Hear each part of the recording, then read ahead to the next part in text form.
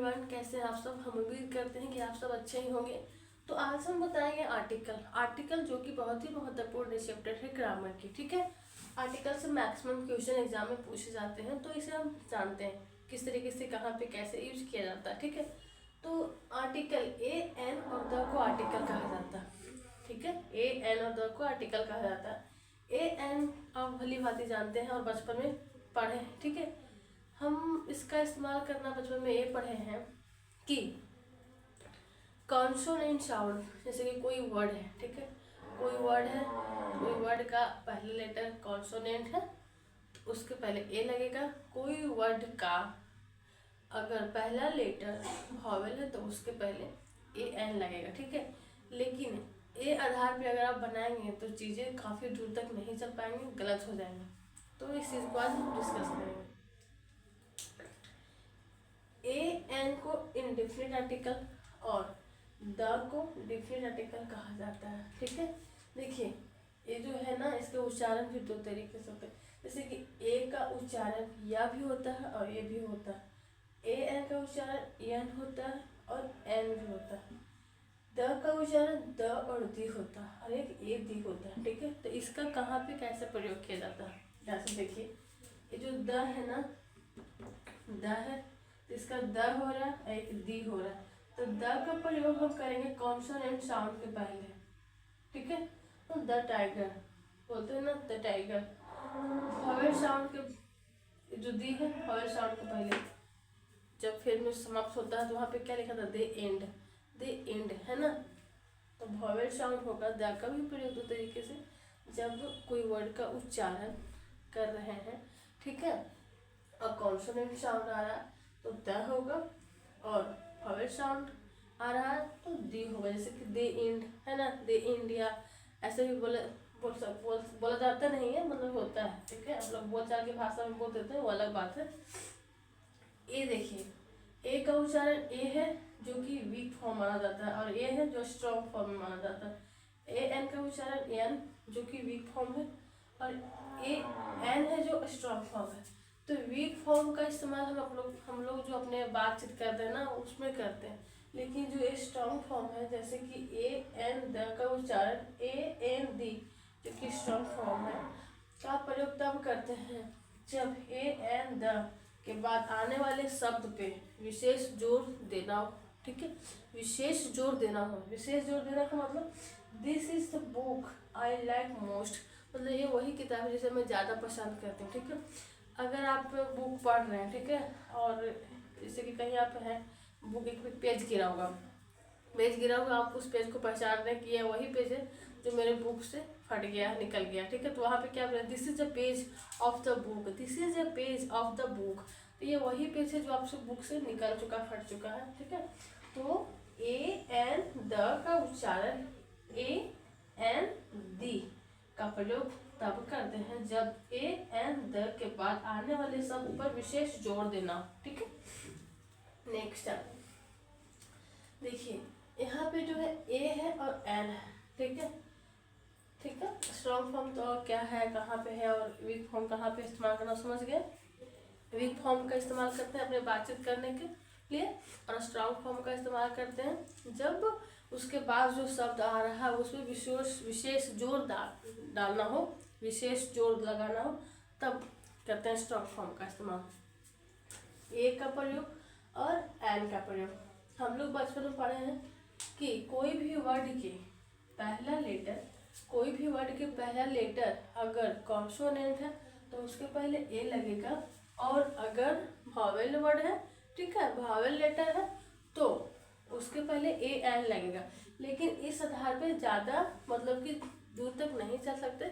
आगे जब आप पढ़ेंगे अलग अलग वर्ड आएंगे तो वहाँ पे गलत हो जाएंगे। जैसे कि हम आपको बताते हैं, यहाँ पे देखिए एप्पल है, एप्पल, तो यहाँ पे तो एन लगाया, सही है, एप्पल, क्योंकि ये जो है वॉवेल है। ऑफिशियल एन लगेगा। ठीक है, ऑफिसर है तो एन लगेगा। लेकिन यहाँ पे जो है, यहाँ तक तो ठीक है कि कोई भी वर्ड का पहला लेटर कॉन्सोनेंट है तो ए लगेगा, कोई भी वर्ड का पहला लेटर कॉन्सोनेंट है तो वर्ड लगेगा, अगर कोई भी वर्ड का पहला लेटर वॉवेल है तो ए एन लगेगा।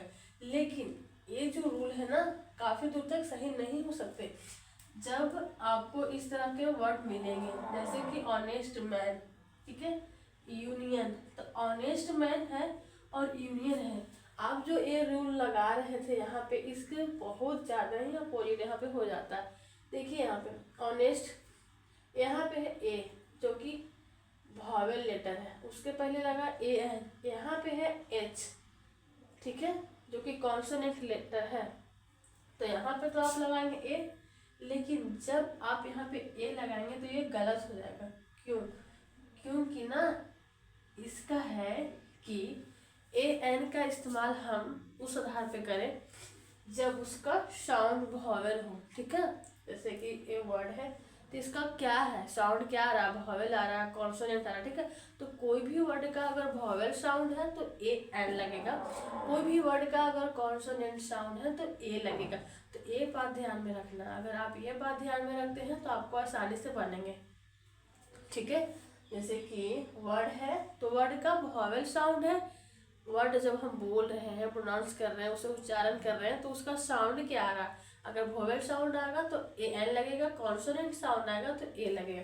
जैसे कि ऑनेस्ट मैन, ऑनेस्ट, ऑनेस्ट, ओ, आप ऑनेस्ट लिख रहे हो ना, है ना, ऑनेस्ट, तो ओ यहाँ पे क्या है, ऑनेस्ट यहाँ पे वोवेल साउंड आ रहा है, यहाँ पे क्या लगेगा, यहाँ पे लगेगा ए एन, ठीक है, तो साउंड के आधार पे लगाना है, आर्टिकल ए एन का इस्तेमाल करना। यूनियन, यहाँ पे देखिए यू है जो कि वॉवेल है, ठीक है, इस वर्ड का पहला लेटर यू है जो कि वॉवेल है, तो यहाँ पे तो हम ए एन लगाएंगे, यहाँ पे तो हम ए एन लगा देंगे, लेकिन ये गलत हो जाएगा, लेकिन ये गलत हो जाएगा। क्यों गलत हो जाएगा? क्योंकि जब हम यूनियन को उच्चारण करते हैं तो इसका साउंड क्या आता है, यूनियन, इसका साउंड आता है कॉन्सोनेंट, ठीक है, यूनियन, यूनियन, यूनियन है ये कॉन्सोनेंट साउंड है, ठीक है, कॉन्सोनेंट साउंड है तो इसके पहले क्या लगेगा, ए। वॉवेल साउंड, कोई भी वर्ड के वॉवेल साउंड के पहले ए एन, और कोई भी वर्ड के कॉन्सोनेंट साउंड के पहले ए, तो ये बात ध्यान रखना। जैसे कि आवर, तो ये तो एच है जो कि कॉन्सोनेंट लेटर है, वर्ड का पहला लेटर कॉन्सोनेंट है तो इसके पहले ए लगना चाहिए, लेकिन नहीं, यहाँ पे लगेगा वर्ड के साउंड के अनुसार, तो ये वर्ड है जो वॉवेल साउंड आ रहा, आवर, आवर, यहाँ पे भी लगेगा ए एन, ठीक है। यूनिवर्सिटी, यूनिवर्सिटी जो कि कॉन्सोनेंट साउंड है लगेगा ए, ठीक है। ओनियन और वन, यहाँ भी वो है, यहाँ भी ओ है, ये भी वोवेल है और ये भी वोवेल है, ठीक है, लेकिन दोनों में जो आर्टिकल लगेंगे अलग होंगे, ठीक है। जैसे कि देखिए ओनियन, ओनियन, ओनियन में बोल रहे हैं इसका साउंड क्या आ रहा, वोवेल आ रहा, तो यहाँ पे लगेगा A N. One, one, one, one, यहाँ पे आ रहा कॉन्सोनेंट साउंड, तो यहाँ पे हो जाएगा ए, ठीक है। तो इस तरीके से रखना ध्यान कि ए एन का इस्तेमाल करना है, तो वर्ड के साउंड क्या आ रहे हैं, अगर वॉवेल साउंड आ रहे हैं तो ए एन, कॉन्सोनेंट साउंड आ रहे हैं तो ए लगेगा, ठीक है। नेक्स्ट है डिफिनिट आर्टिकल द, ठीक है, द का प्रयोग हम तब करते हैं जब चीज़ें ज्ञात हो, निश्चित हो, ठीक है। जैसे कि this is the food I like most, मतलब कि ये वही फूड है जिसे आप बहुत ज़्यादा पसंद करते हो, ठीक है। द शर्ट इज रेड, ठीक है। आप फिर बोल सकते हो कि द मिल्क इज स्वीट, ठीक है, द मिल्क इज स्वीट, मतलब कि मिल्क है तो आपको शायद मीठा नहीं लगा, लेकिन कभी कभी लगता है, ठीक है। तो द निश्चितता की बात है कि ये अमरूद हमें मतलब कि मीठा है, ठीक है, तो यहाँ पे चीज़ें हैं। Kindly return the book, kindly return the book, तो आप किस बुक की बात कर रहे हो, जो बुक आप जान रहे हो, जो बुक आप उसे दिए हो, तो आप जो बुक दिए हो तो आप उसके बारे में जान रहे हो, ठीक है, तब आप बोल रहे हो कि काइंडली रिटर्न द बुक, तो निश्चितता दर्शाने के लिए द का प्रयोग करते हैं। This is the person, this is the person I met yesterday, this is the person I met yesterday, ये वही इंसान है जिससे मैंने कल मिला, तो आप उसे जान रहे हो, ठीक है। This is the pen I like very much, this is the book I read many times ना, this is the book I read every day, ठीक है। तो द का प्रयोग ज्ञात चीजों के लिए किया जाता है, निश्चितता दर्शाने के लिए किया जाता है, जिसे आप जान रहे हैं, ठीक है, तो उसके लिए किया जाता है। और भी द का इस्तेमाल हम अगले वीडियो में आपको और भी विस्तार से बता सकते हैं, तो बता देंगे, ठीक है। लेकिन यहाँ पे इधर दिया हुआ है, लिख लीजिए आप example, the boys are clever, the boys are clever, ठीक है, लड़के चालाक होते हैं, लेकिन द बॉयज आर क्लेवर का मतलब कि कुछ खास लड़के हैं उसके बारे में आप बात कर रहे हैं, ठीक है, कुछ खास लड़के हैं उसके बारे में बात कर रहे हैं, ठीक है। जैसे कि वाटर इज स्वीट, पानी मीठा होता है, ये मतलब कि पानी मीठा होता है, जनरली आप बोल रहे हो कि पानी मीठा होता है, लेकिन जो पानी आप अभी तुरंत पी रहे हो, द वाटर इज स्वीट, मतलब कि ये कुछ ज़्यादा ही मीठा लग रहा हो आपको, तो ज़्यादा ही मतलब कि आपको टेस्ट अच्छा लग रहा हो, तो द वाटर इज स्वीट, ठीक है। तो निश्चितता दर्शाने के लिए द का प्रयोग करते हैं, जो चीज़ें ज्ञात है जिसे हम जान रहे हैं, ठीक है, तो उसे दर्शाने के लिए द का इस्तेमाल करते हैं। और यहाँ पे देख लीजिए, आर्टिकल का प्रयोग नाउन के ठीक पहले होता है, ठीक है। आर्टिकल का कुछ इम्पोर्टेंट है जिसको मैंने इधर लिख दिया। तो आर्टिकल का प्रयोग नाउन के ठीक पहले होता है, जैसे कि यहाँ पे देखिए, Sita is a girl, noun के पहले, गर्ल क्या है, नाउन है, एक गर्ल है जो कि नाउन है। यहाँ पे जो ये है ना, ये आर्टिकल है, तो नाउन के पहले हुआ।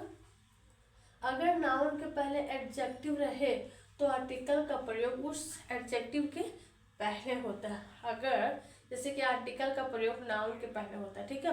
अगर नाउन के पहले एडजेक्टिव है, ठीक है, क्योंकि नाउन का विशेषता एडजेक्टिव बताता है ना, तो अगर नाउन के पहले एडजेक्टिव है, एडजेक्टिव यहाँ पे देखिए, ये है एडजेक्टिव, ठीक है,